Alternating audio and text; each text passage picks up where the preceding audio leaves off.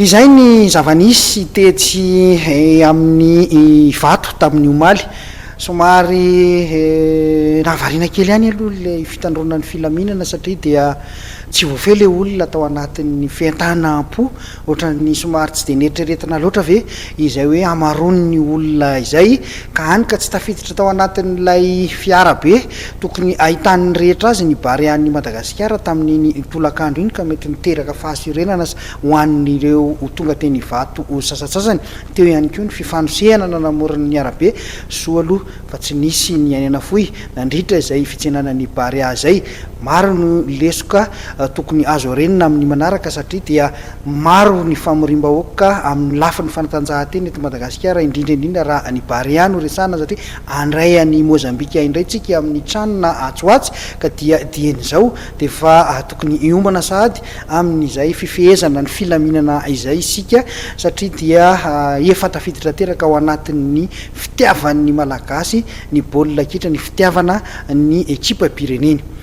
izay ny amin'iny fa tetsy ampatongavana ihany koa dia naneo ny afaliny ireo mpilalao izay tsy nanam-po ny zavatra mety iandry azy tetsy ivato sy ny fandraisana azy atretsy Mahamasina dia arahantsika ao anatin'ity fanadihadiana ity ny fihetseham-pon'ny ireo mpilalao sasatsasany.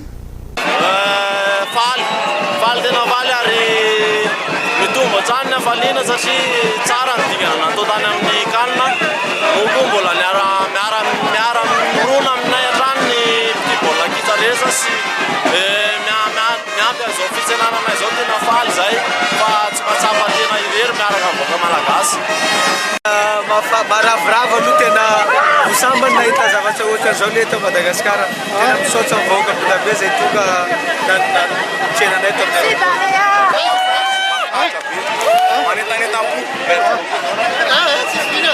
fihetseham-poko voalohany aloha dia faly be mahita andreo vahoaka malagasy na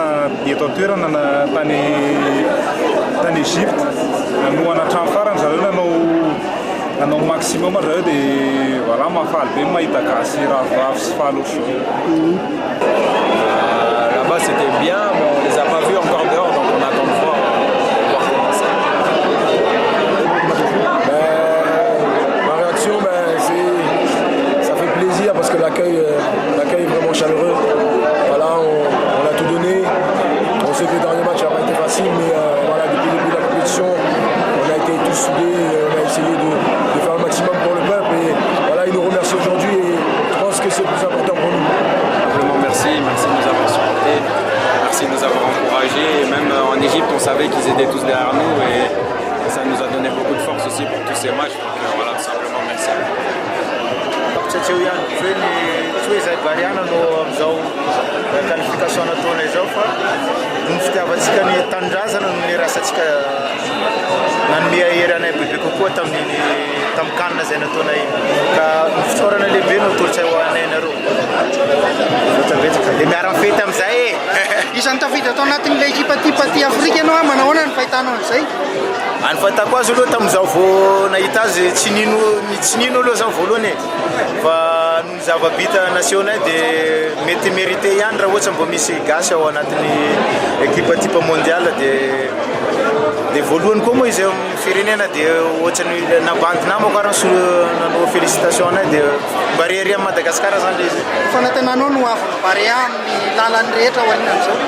Ny expérience raisinay moa ny tamin'iny kanina iny dia voalohany expérience anananay dia mety amin'ny manaraka fa misy fahazarana amin'izay fa ohatran'izao fandrosoana ihany zava-dehibe raha ohatsa mahay miaraka sy mahay miroso amin'ny lalana iray isika dia mety ho tafita ihany na mondial faly be faly satria tsy nampozina mihitsy ny vahoaka malagasy